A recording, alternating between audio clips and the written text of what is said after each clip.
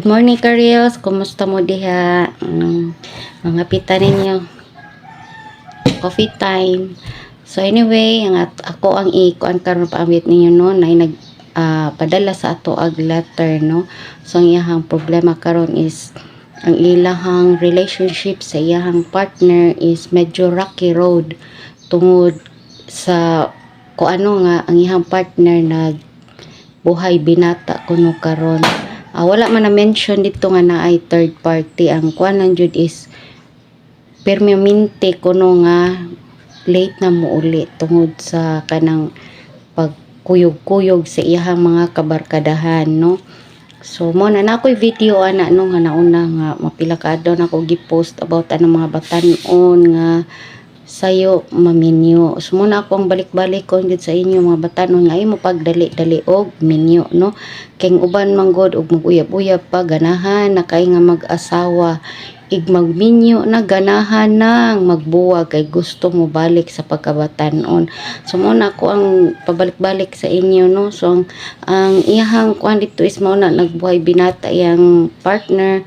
So mo trabaho inig uli wala na time sa iyahang pamilya no, sa iyang asawa ug sa mga anak. So para sa ako no kanang ingon ana nga mga incident okay ra siguro na og once in a while no, kanang mga special occasion pero dili man na everyday ato himuong okasyon nga magsige na lang sa taglaag no nya ato ang pamilya dili na nato mahatagan og kanang igo nga panahon no. So number one man jud na no ang pagsud og any relationship, number one jud ana ang communication ninyo. Kinahanglan jud na gina permanente no nga mag-istorya hisgutan unsay mga problema og paningkamutan nga pangitaan og solusyon ang problema. Ikaduha mo og na nga mubalik mo sa basic nganong naabot man mo ana nga punto nganong nagkuyog man mo kay usay ma fed up na ka no mawa na ang ma-fall out of love na mo.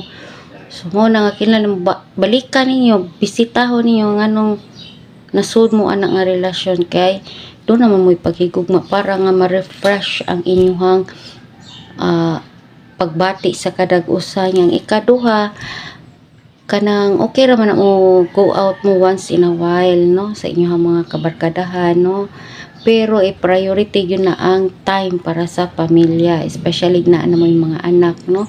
Kay ang oras ug ang panahon unya ato sang tagaan jud og higayon atong family no, kay mga bata dali ra kay motubo.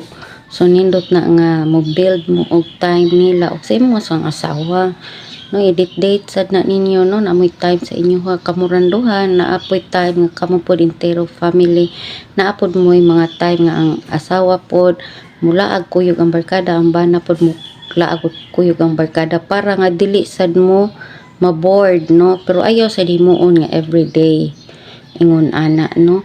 So i-priority nato ang family kay mo naman na imong gikuan isud naman jud ka diha no. And then sunod jud no ang pinakabugat o pinaka-importante jud no sa sud sa relasyon ang Ginoo. Apilon yun na ninyo permanente ang Ginoo. Magampo jud mo no nga makuanan jud magiyahan ang inyong relasyon sa kadag adlaw ninyo nga paglakaw sa inyong kaminyoon. So ayaw jud na ninyo kalimti permi ang Ginoo. Apil gyud na ninyo ang Ginoo no. So maura na ka-real. So daghang salamat. Thank you for watching. God bless you. Please like, share, subscribe, and follow. God bless. Amping mo kanunay ka-reels.